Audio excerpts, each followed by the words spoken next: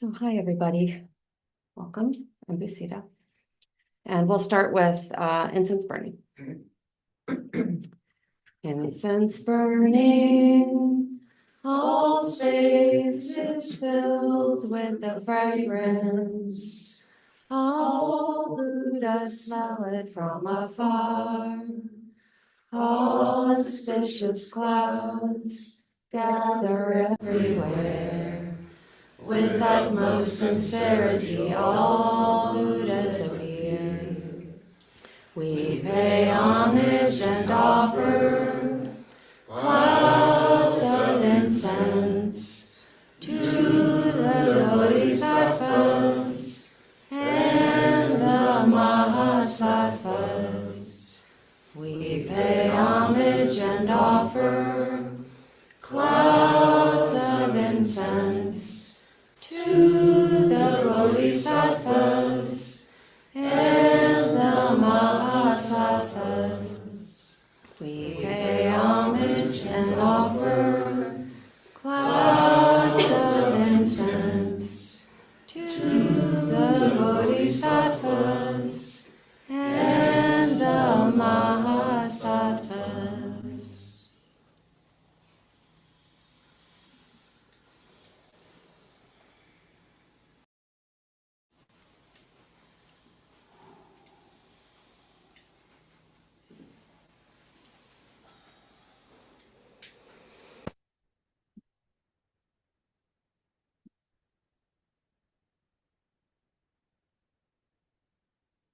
Well, this morning, what's come up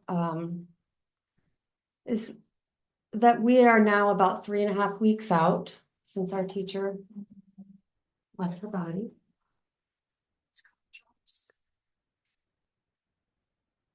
She is the founder of this community. And really, we relied on her as our pillar and our wisdom that we all came to rely on. And yet we remain. And that's a big change.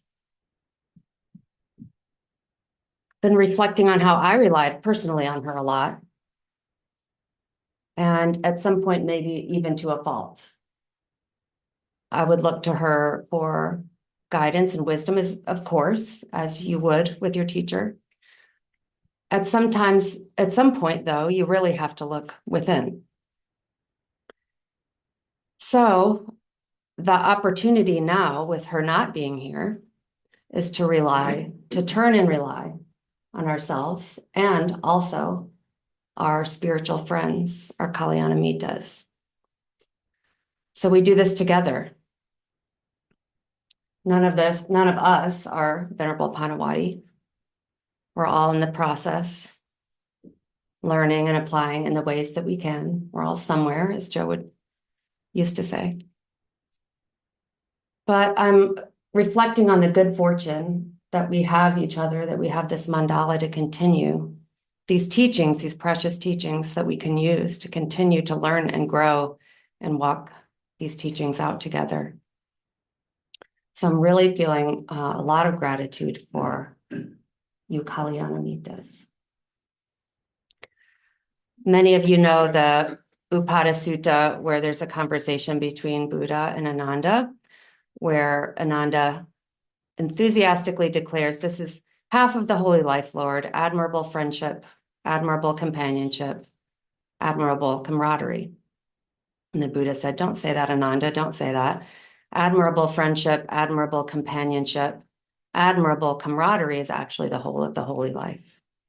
When a monk has admirable people as friends, companions, and comrades, he can be expected to develop and pursue the Noble Eightfold Path. And then in another sutta, the Buddha declared, with regard to external factors, I don't envision any other single factor like admirable friendship as doing so much for a monk in training who has not attained the heart's goal, but remains intent on the unsurpassed safety from bondage. A monk who is a friend with admirable people abandons what is unskillful and develops what is skillful. And so we get to do that living in community and lives for some of us that live in community and others that you might as well, because we see many of you 4, maybe more times a week. So at times, being around each other in this type of community is incredibly uplifting. We look to each other for inspiration. And I see it everywhere. I see it in the way that Soma mentors and guides and supports people individually. I see it in the way that Reba cares for us with her loving meals and joy. See it in the way that Kadara brings creativity and spontaneity into our lives and fearlessness. I see it in every way with all of you, just so much inspiration that is so supportive, equally around. And then there's opportunities when living in community to learn equally from the not necessarily just the times of inspiration, but the times of ignition, when there's something that ignites something, an unwatered seed or something that was in there from a past life. You just never know when something could flare up. And we get the opportunity to be that for each other also. And to utilize the teachings in those moments. So we'll have those opportunities where obstacles arise internally and externally. And the Dharma teaches us to see them for what they are. Oftentimes it's a karmic result. Most of the time it's a karmic result. Not what the world tells us it is. When the world's saying, they're being mean or they're doing terrible things, you should be upset. And we know that that's not necessarily the way that the world works, fortunately, because we are learning the truth of things. So perhaps when someone is being triggering something inside of you, it's they're kindly delivering our karmic retribution, which has the potential to purify us. And when we really see it that way, our irritations are seen as blessings, and we can actualize those principles in our own aspirations. Venerable, and we read this book about karmic retribution and reincarnation, the causality of reincarnation. And we talk about that phrase that is such a good reminder that people who came to this world are here to either return a debt of gratitude, seek revenge, collect debt, or repay a debt, or for a mission. And the mission can be to apply these principles and, save ourselves and save others. But there are certainly situations where we're collecting or repaying debts. The Buddha also said life is simply to receive our karmic retribution. So remembering that, we don't get mad at it as much. We understand what's really happening. And when we can be patient in those instances, it's all washed away. The mud becomes clear water. It's just so beneficial to remember that what we judge, we become. We're going to have those circumstances, and those circumstances allow us to develop the compassion that is necessary to overcome.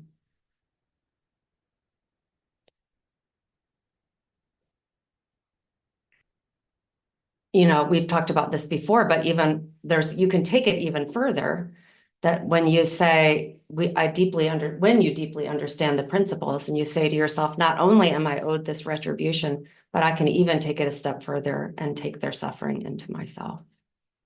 Think about that. The opportunity to do that in this life and not create harm for ourselves or others, but to do the exact opposite.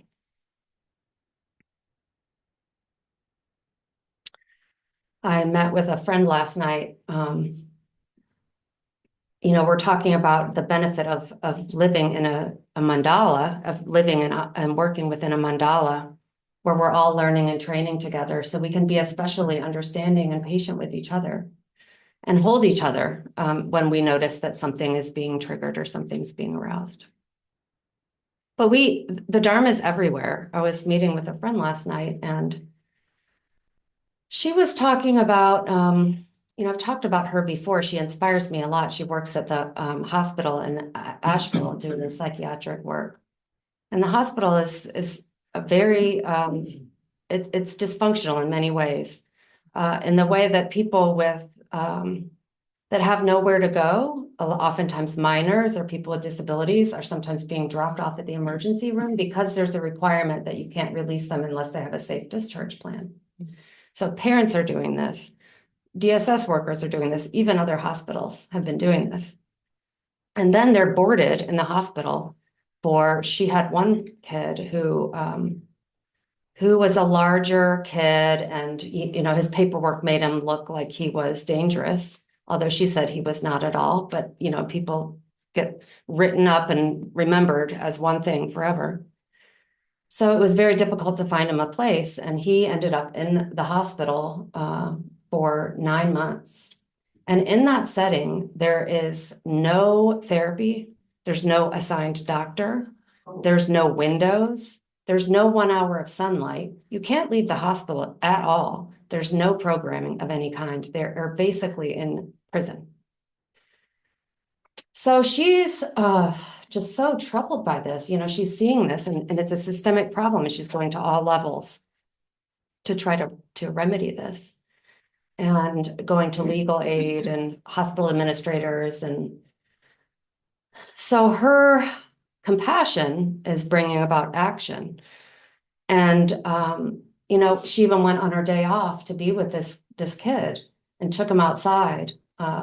She's like, I know the people that work there. I'm not supposed to take him outside, but I know this person and this person, and they know I'm just going to take him outside. So she brought him outside, and he sat on a bench and he just cried. Yeah. Because he was feeling the sun for the first time in months. Mm-hmm. So these are the painful things that are happening. And then there are the beautiful things about someone seeing that person, not seeing writing on a piece of paper, or the problems or the difficulties of finding someone a place to live permanently. They're seeing the person and acting out of kindness.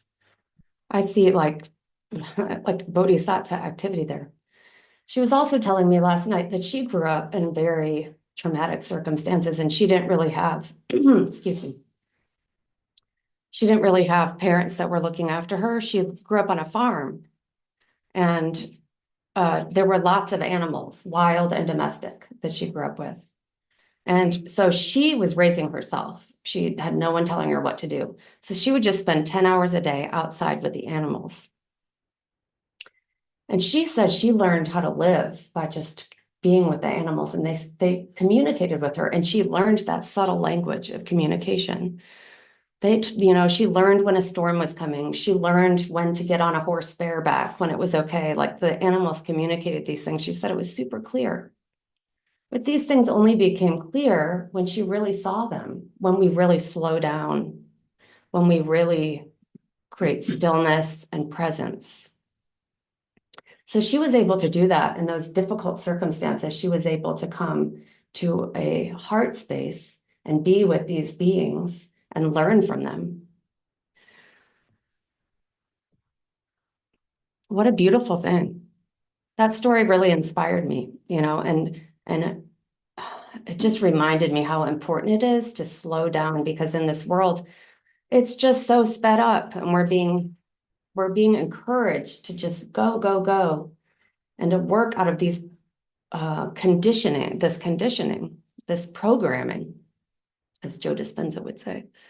So when we're fast, we're in that programming, and we're not really seeing each other, and we're not really seeing our own hearts, and we're not really seeing the compassion that really underlies everything. So slowing down and tuning in, such an important thing, such a lesson from her. Another person who's not Buddhist, who has been teaching me this way, who's been a Kalyanamita, is my niece, a 22-year-old niece now.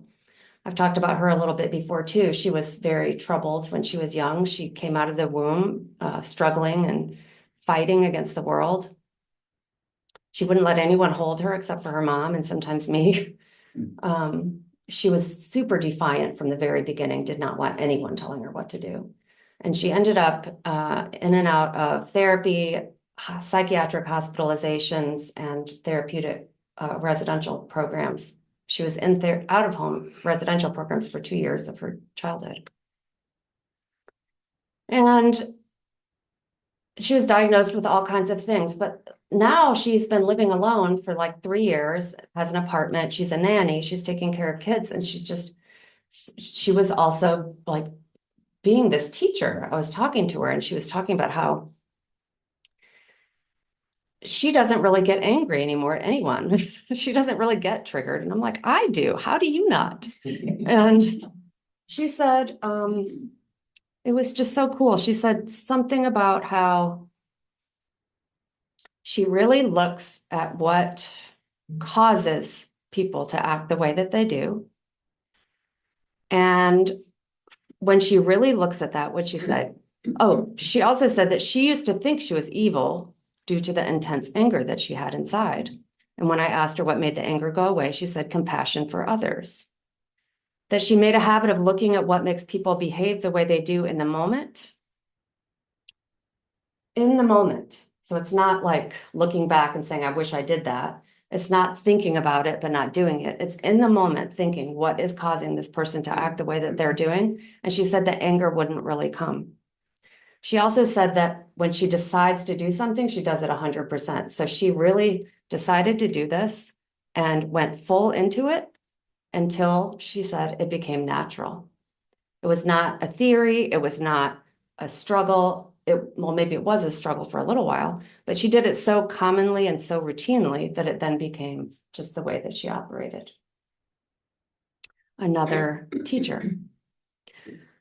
Other teachers, we see them everywhere. I mean, as one of you guys were mentioning in one of your talks, I noticed people just out in the community, a pharmacist or a Starbucks worker who is just so kind and so just radiating connection. And it makes such an impact that it'll stay with you all day long. It'll brighten you. It'll brighten everyone around them. They're everywhere. We can learn from them. So presence is one of the common denominators in those situations instead of tension or distraction or force.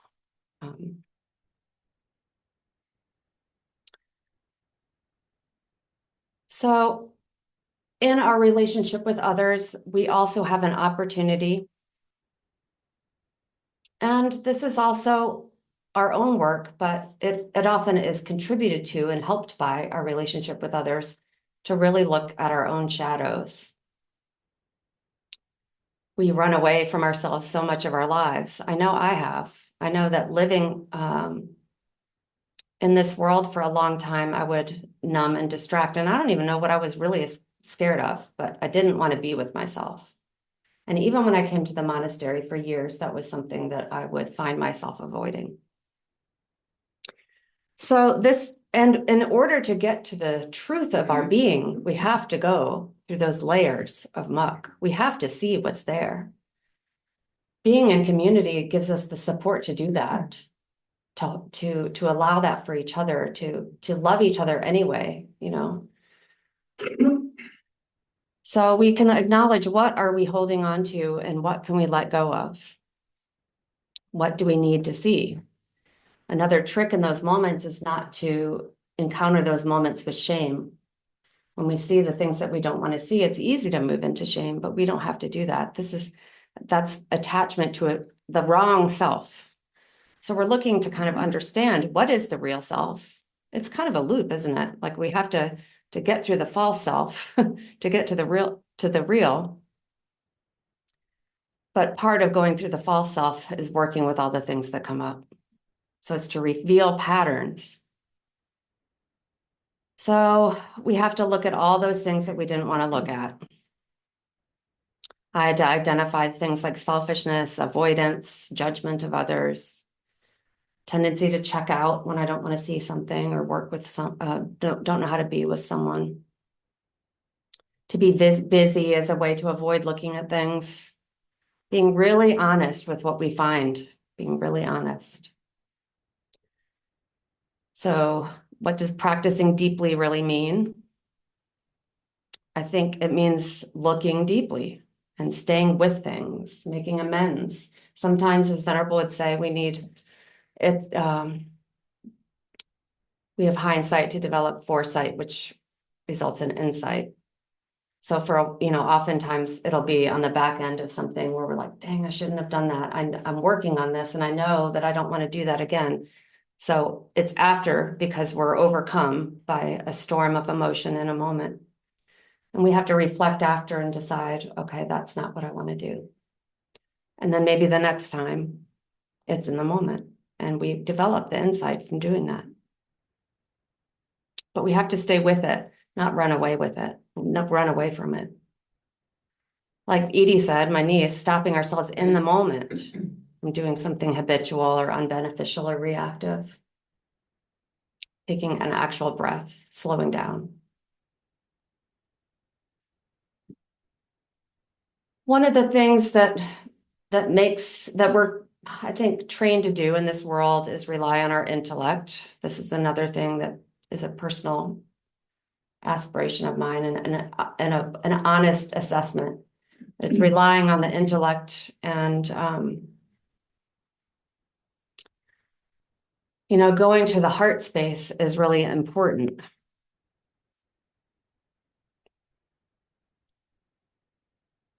Our thinking and our intellect can be one of our greatest attachments because it's what we've been trained to do. It's what we're used to looking at. That's what we're used to saying is me. One of the ways to get in that heart space, I think, is through deep listening and presence, as you all were talking about recently with that retreat experience.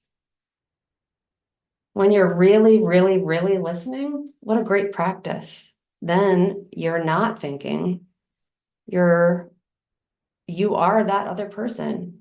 You are one, you understand, you're connected. You're not creating this false separation. But in order to do that, it requires patience and presence and the intention to listen deeply.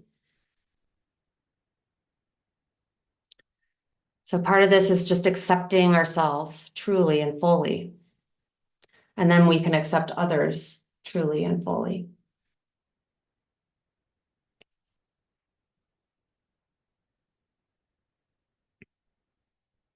There's so many methods to doing that. One way to do that is to just make a decision not to reject anything, to accept whatever is arising.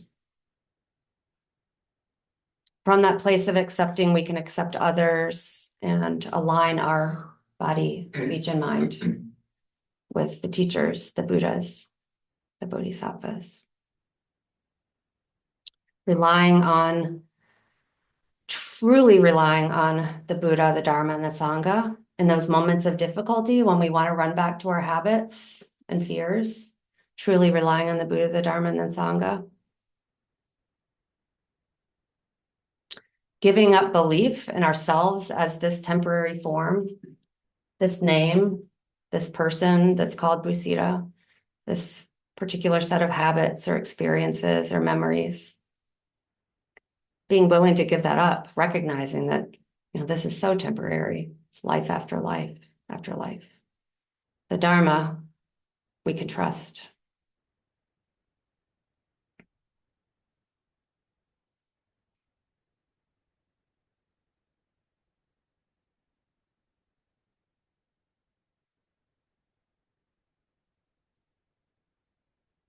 So the Dharma is helping us move beyond thought and identification with this temporary body and mind.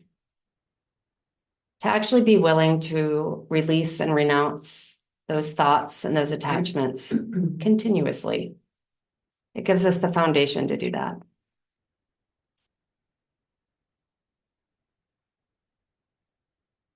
So how do we wipe out notions from our mind? How do we get to this place of knowing our true self?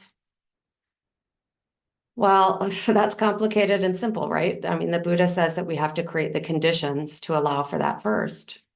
And that's why Buddha Master stresses cultivation, because the cultivation of our behavior, our thinking, our mindset, our understanding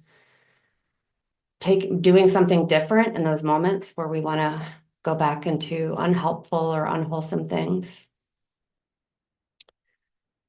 We do that to clear the karmic hindrances, to clear the mud that's getting in the way.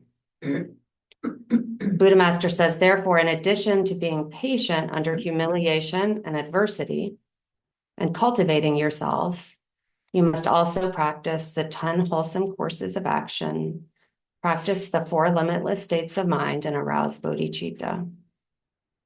Only then will you ultimately be able to truly and completely cleanse your own dark karma. It is exactly for this reason that Shakyamuni Buddha wanted everyone to practice the 6 paramitas, and in all their myriad actions and perform deeds that accord with the path to enlightenment. You cannot become a holy person just by saying that you have illuminated your mind and seen your original nature. To become a holy person, you must become a person of pure karma. So again, this requires honesty and humility to see where we really actually are. And not jumping ahead to dropping everything and abiding in that natural state before we acknowledge and address the changes in thinking and behavior necessary first. If we jump ahead, we'll miss it. So we can practice and cultivate meditation and cultivation of body, speech, and mind at the same time, but not bypassing by skipping over the hard parts or blaming other people, externalizing the difficulties that we're facing by saying it's someone else's fault. We use language to understand the principles, and we're doing a lot of that. We're learning a lot through the language of the Dharma that we're studying here. And then we act according to the principles, the precepts, cultivation, dhyana, and wisdom are the 3 excellent ones. So the precepts, dhyana and wisdom, the 3 excellent ones. The precepts we can consider like cultivation. And dhyana is kind of letting go of all knowledge, so we're getting to that point. And then wisdom arises or is illuminated. But we also have to contemplate to illuminate those principles, the essence of them. And then we can go beyond personhood, beyond words where language is cut off. So I was picturing it like little arrows going down. We start with the cultivation, then we go to language, then we apply the principles, we cultivate ourselves, and then we illuminate the essence. We enter meditation where we can drop all sense of self and enter the reality state.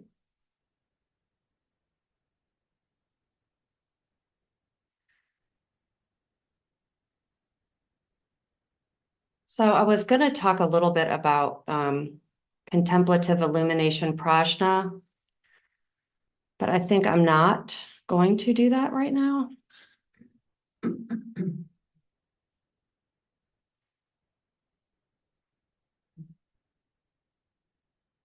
I'll just say a couple things. In the studies that we've undertaken, Buddha Master talks about the importance of language, which I was just describing, language in the Dharma teachings that we have, and contemplative illumination, which is the next step where we really contemplate and enter meditation. And then intrinsic reality, prajna, which is basically awakening.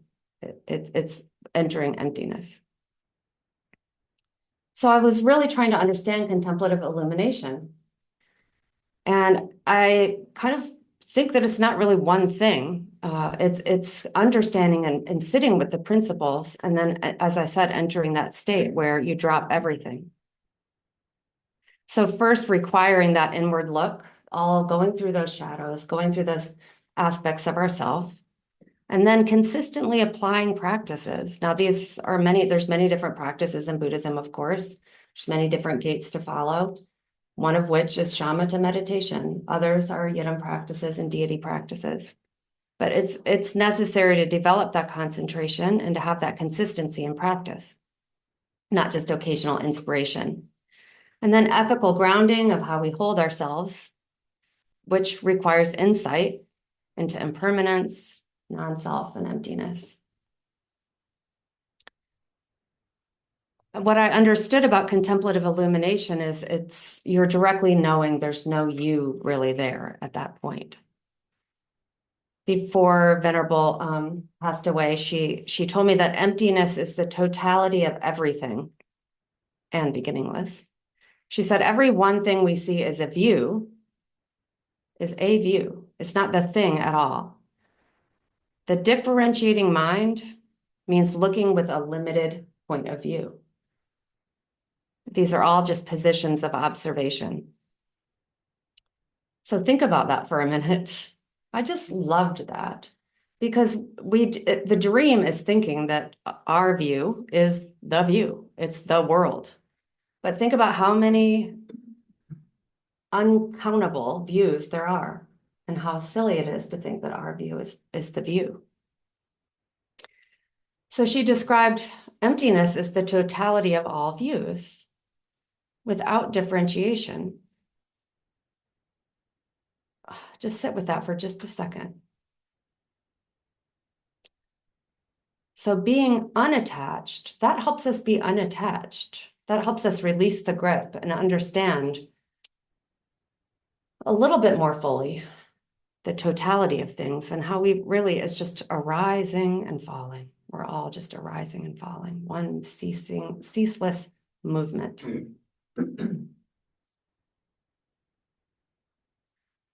So instead of talking more about contemplative illumination, I just kind of want us to go into a little bit of practice with this. We usually start, Buddha Master in Learning from Buddha talks about how very important three things are. Cultivation, which we talked about a little bit. Buddha Dharma, which is Dharma practice, and he says it's the perfect practice of the preliminary practices, the main practice, and the concluding practices. The preliminary practices are paying reverence, making offerings, purifying ourselves through reciting the Vajrasattva mantra, contemplating certain things, some of the things that we were just talking about, the dream of this life, this preciousness of this opportunity that we have to come together and study these teachings, apply them, and free ourselves from these rounds of rebirth.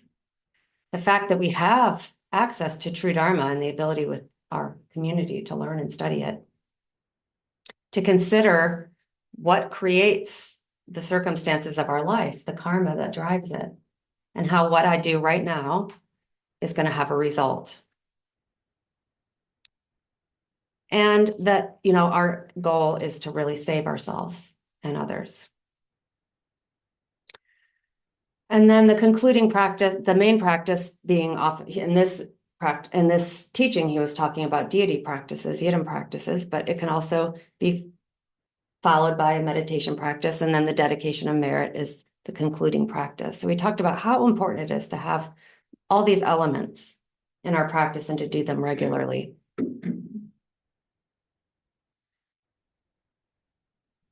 We talk a lot about learning.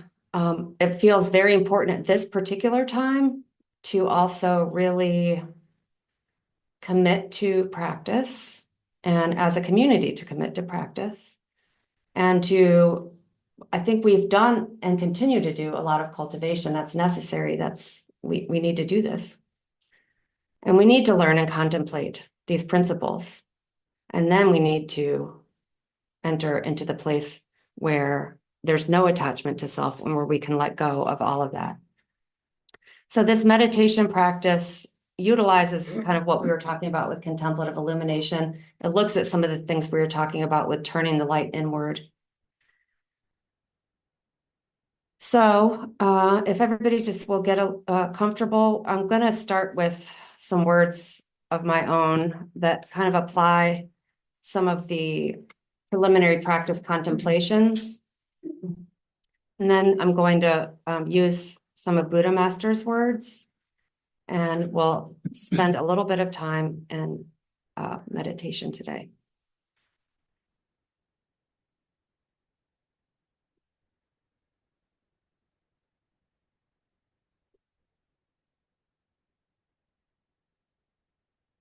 And we'll just sit comfortably with our spine aligned and our feet on the ground.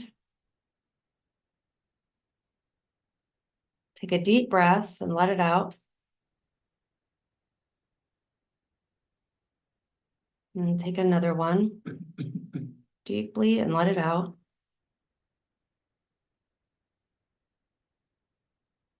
And one more. It's so kind of amazing how effective that can be at calming the body and the mind.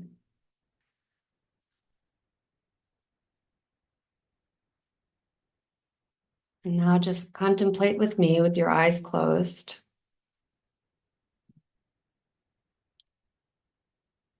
That every day we have a choice. Each moment offers us another choice. We can let memory and habit drive us,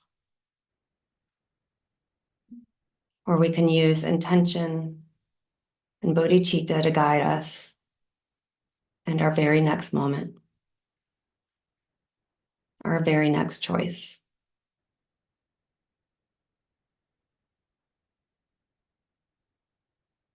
We can do it now.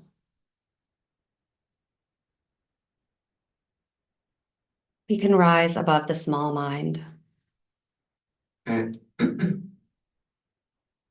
We can open our hearts to all of the other beings who are suffering.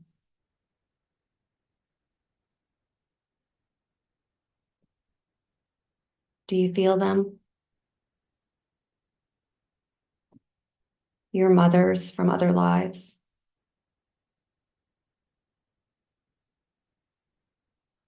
They are suffering the same or more than you.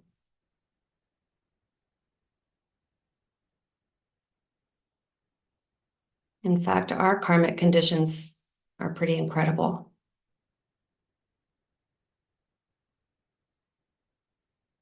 Our good fortune is supreme to have the conditions to learn and study this Dharma and to live in safety.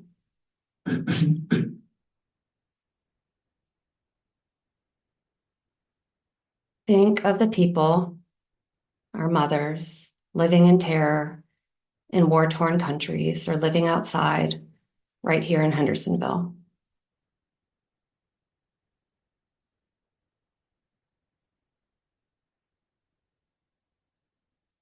Think of animals in bondage.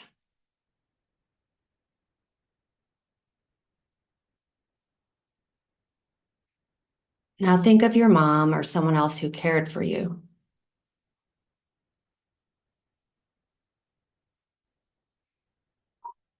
How tender you feel towards them.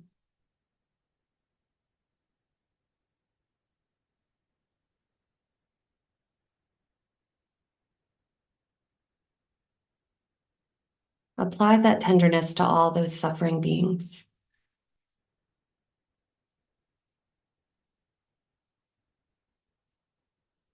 Offer them your Bodhi mind.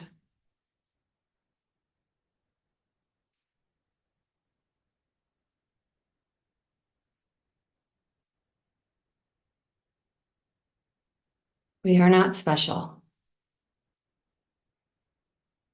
We have karmic obstructions and we have Bodhi.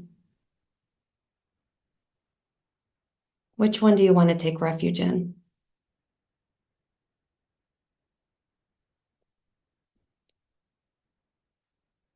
Now see your own being,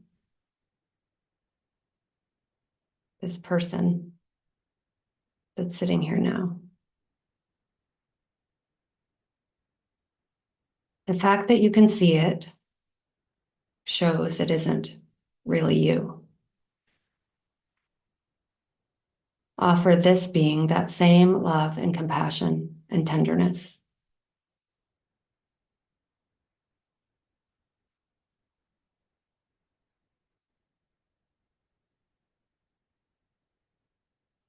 Everyone wants to be free,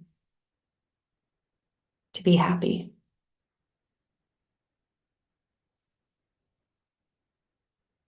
You might think you have to go somewhere else or become something else. That is not it. It is right here, right now. Trust the Buddha nature in you. You are that. So is everyone else.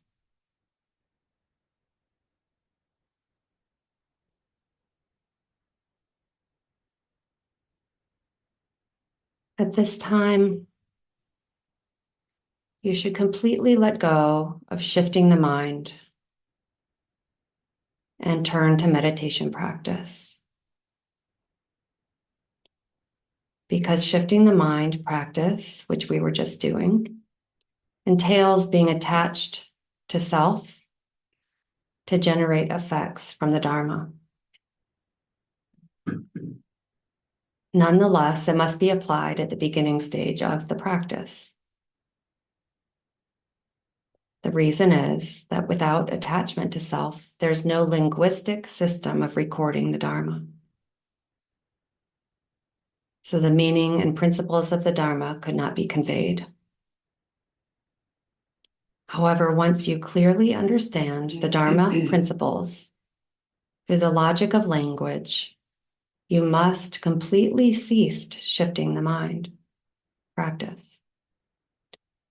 At this time, what we need to achieve is severing attachment to self and forgetting dharmas. If you do not sever self-attachment, then you are locked in samsara. Therefore, you must go into meditation practice, abiding peacefully in meditational concentration. Let go of your mind.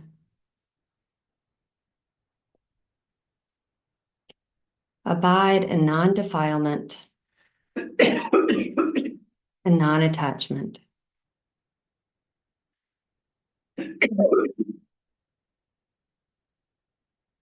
When a thought arises, do not abide in it.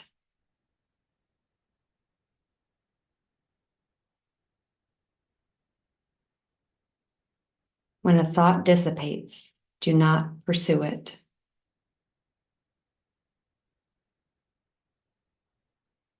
When one thought replaces another, do not follow the changing thoughts.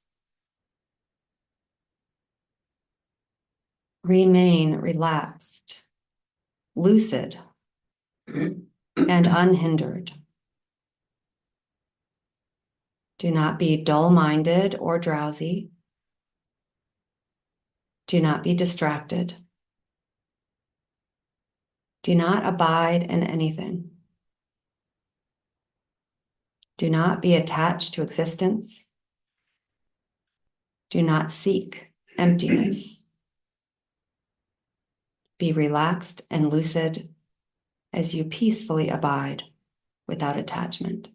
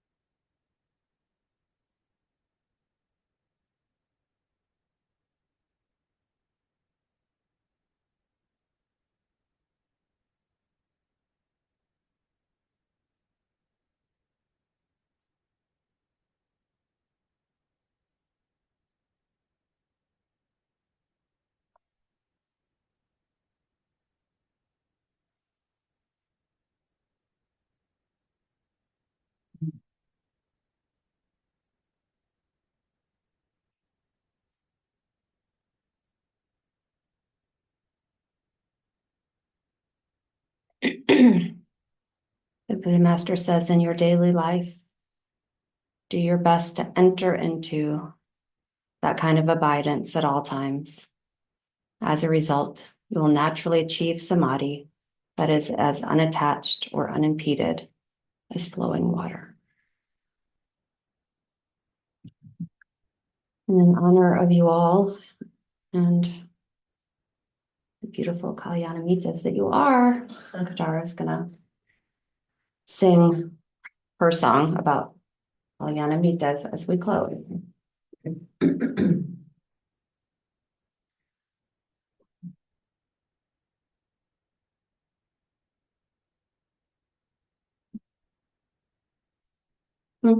Oh, yeah, please. Thank you so much. I read another verse. Bhusita asked me to sing this song like this morning. I was like, okay. This last thing I sang a prayer of it. I don't think it was finished, and it's still not really finished. But the cool thing is Bhusita today talked about compassionate action and deep listening. I don't know if she remembered or if she knew. That's what these verses are about. Is compassionate action and deep listening. Okay. And then when you feel the spirit, please sing. We'll see how this goes.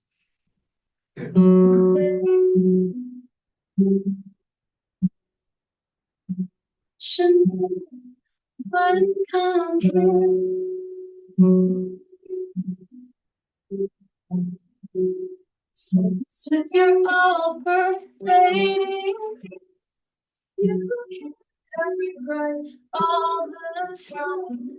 Grant us your blessing in this life, and be our Kali. The Dharma is where we'll meet you, 'cause you're our Kali. Till the end.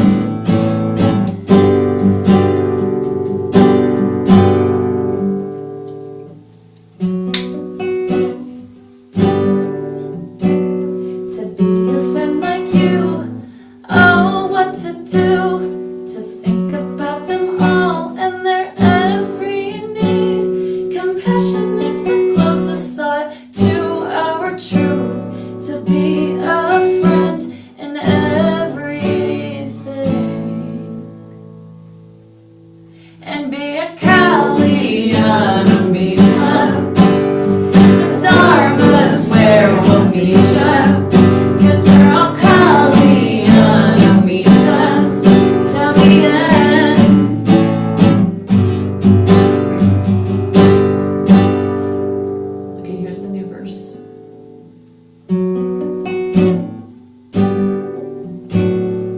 have eyes like you, to see clearly, to reach the other shore, beyond suffering, to never leave anyone behind, to be a true Dharma friend in this life,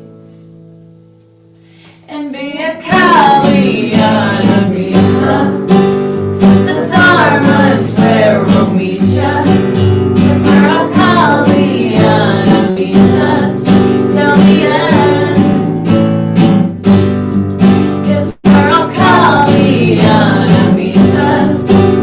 The Dharma is where we'll meet ya, 'cause we're all Kalyanamittas till the end. We're all friends. You're my friend. You're the friend.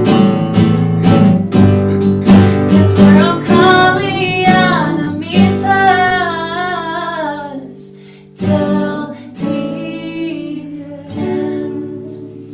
We'll work on it. I think the kids will like that one.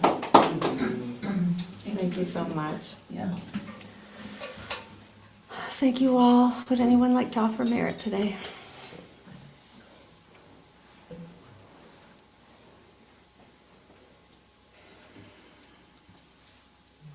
We dedicate the merit, whatever merit we may have accumulated from this practice together today, to the benefit of all beings everywhere, especially those suffering, mothers and fathers and children, ours and all mothers and fathers and children. May they find happiness, may they find peace, may they be comforted, and may we serve them with compassion.